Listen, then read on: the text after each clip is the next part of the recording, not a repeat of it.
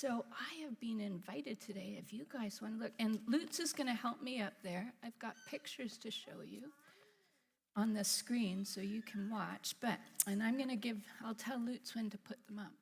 So first of all, I have been invited to share a story with you, and I'm feeling really grateful and privileged to offer you an experience. I got to go to Nunavut about 2 weeks ago. I was invited by Dr. Kathy Zettel to help her in Iqaluit with dental care for Inuit children. At first, when I was asked, I thought, wow, what a neat adventure. But then as the trip got really close, I got very scared. I got scared of the plane ride. I got scared of the food. I got scared of being alone and isolated. So Lutz has put up the first picture, and if you can see it so I flew from Toronto to Ottawa, and then I flew all the way, if you can see that purple line, from Ottawa all the way up to Iqaluit, which is on Baffin Island. And the map shows of Nunavut, and it is located 3 hours north of Ottawa.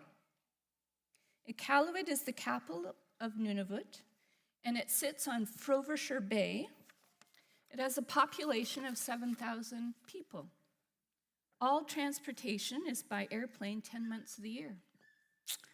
That's because of the ice. July and August, ships go into Frobisher Bay, and that's the only way that transportation goes in and out of Iqaluit. There's no roads in or out of Iqaluit. So my mom gave me a beautiful gift of tea and chocolates to put in my suitcase. My dad sent me weather info and facts about Iqaluit and what to wear to keep warm. My brother sent the most caring thoughts, and he told me to look at the sky when I was in Nunavut and look at all the beautiful stars and maybe see the northern lights. My friends told me they were proud of me for doing something that was so scary. And my husband, Reverend John here, he looked up flights. Just in the case I didn't go, he was going to go.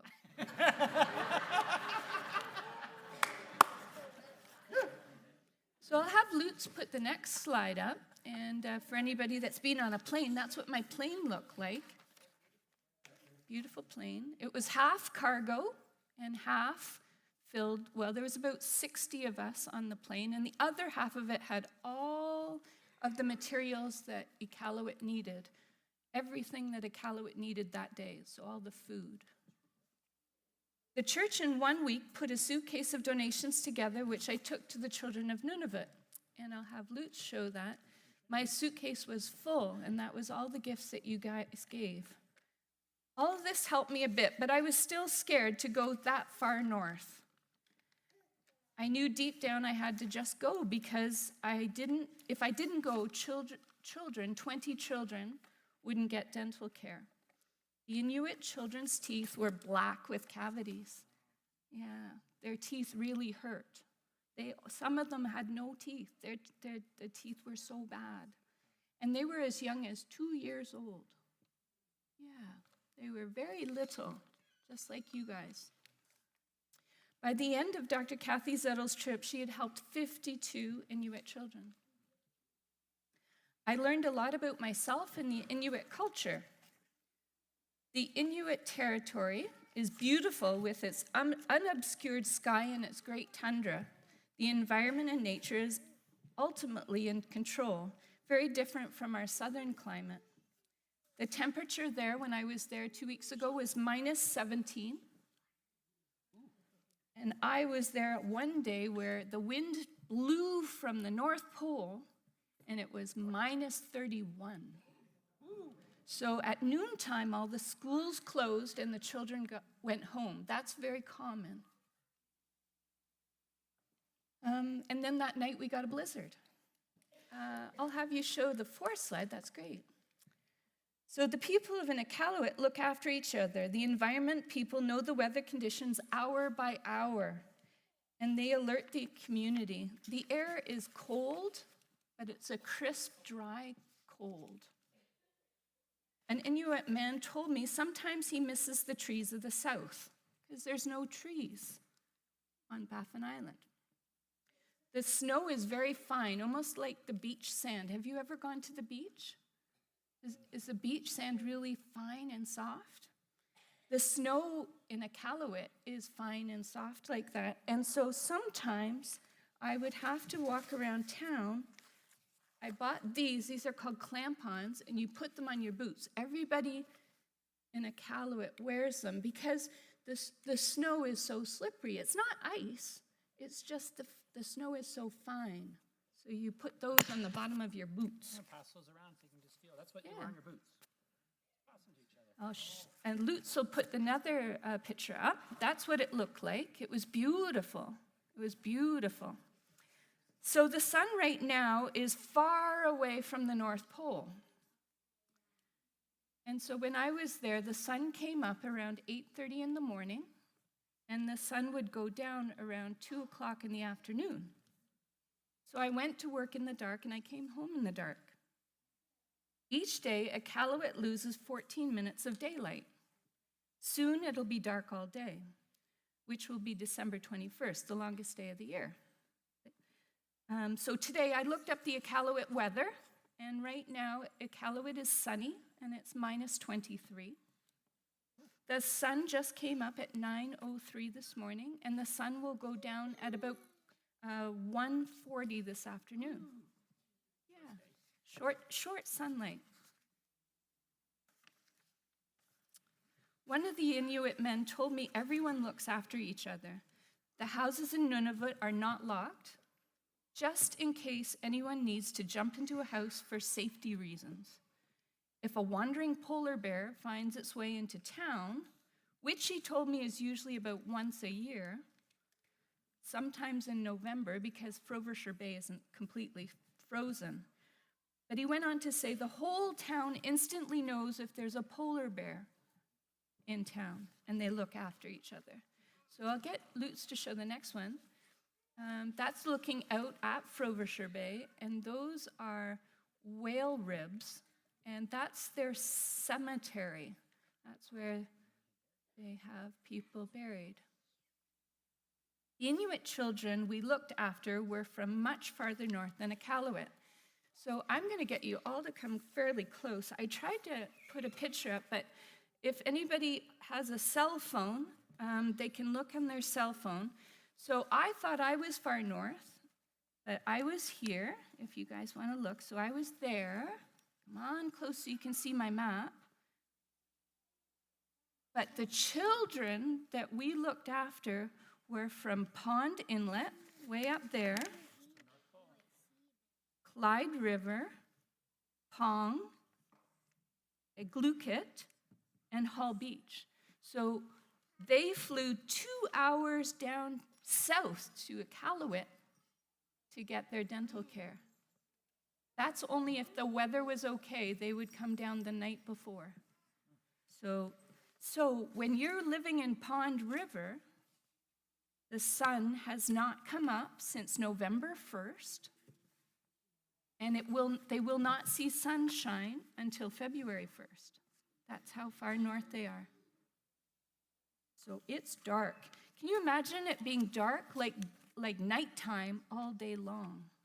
That's what it would look like.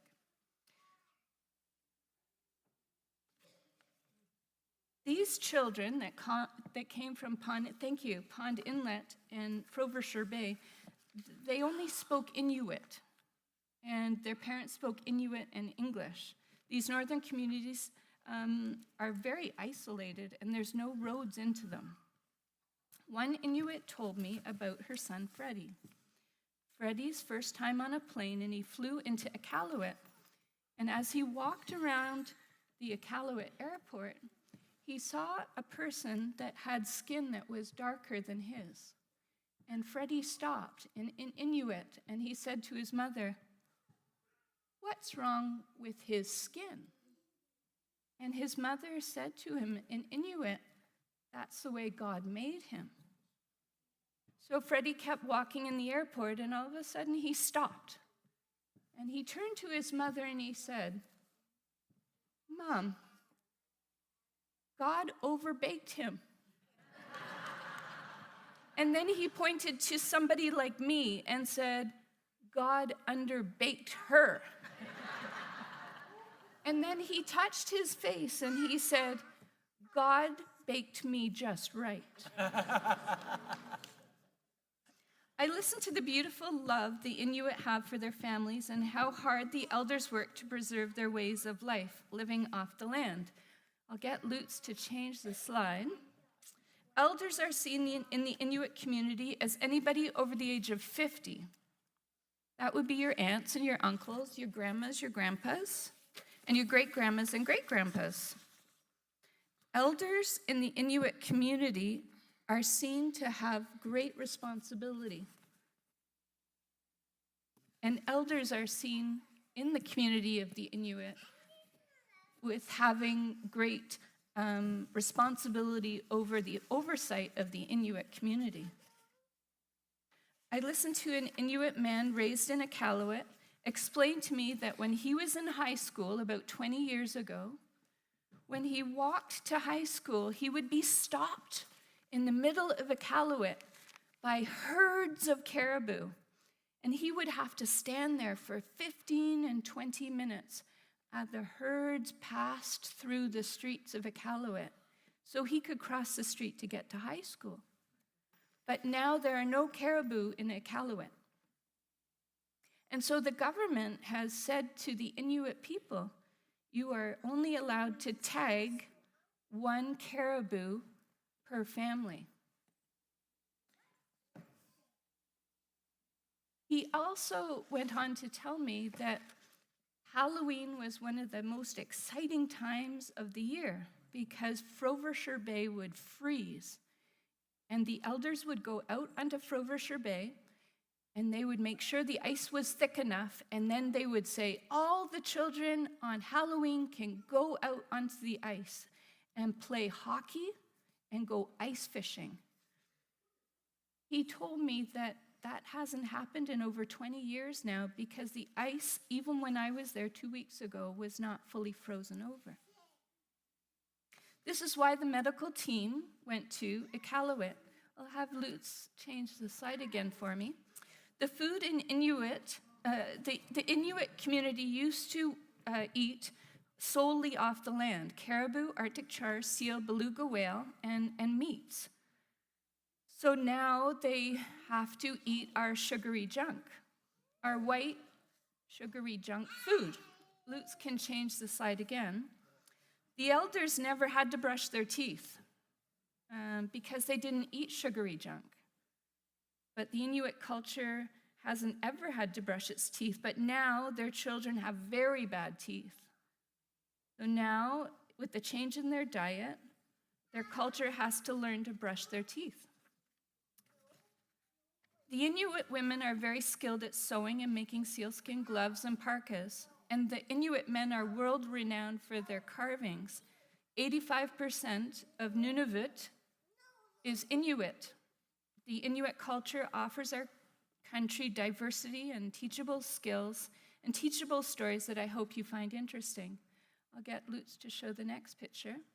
This is a special parka, and all of the Inuit women carry their children that way, and that's all a hand-sewed parka. And I apologize, there's a special word for that parka, but I won't say it right. The Inuit were very grateful the gifts the church gave, and the communities they live in don't have stores. They have some cars. That was a good question. In Iqaluit, there were cars, yeah. If it was too cold, some of us would take a taxi to the hospital. Yeah, that's a really good question. I have learned that with good friends and families, I was encouraged to try something that scared me. I was really glad I tried. The plane ride was fun. I packed all my food for the week in my suitcase. I was warm in my winter coat, my long underwear, and my boots. I had fun meeting new people, and I'll get Lutz to show. These are my new friends. I now have friends from all over Canada, Corner Brook, Newfoundland, Miramichi, New Brunswick, Calgary, Alberta, and Comox, British Columbia. And if you don't mind changing it, Lutz. When I look at the peace candle today, I think about how it's okay to be scared. But it's more important to try something that is fearful, because that's how I learned about myself and about other people's ways and customs. I'll get you to change it again, Lutz, for me. Now, I can share a secret with you all. You want to hear my secret? I want to go back. I'll show you the next slide.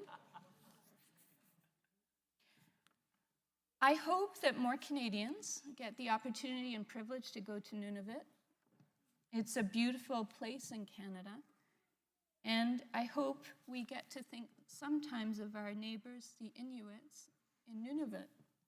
And I'll show you the last slide. This is the last one. Great. I thank you for you listening to everything I said, and I hope you found it kind of interesting.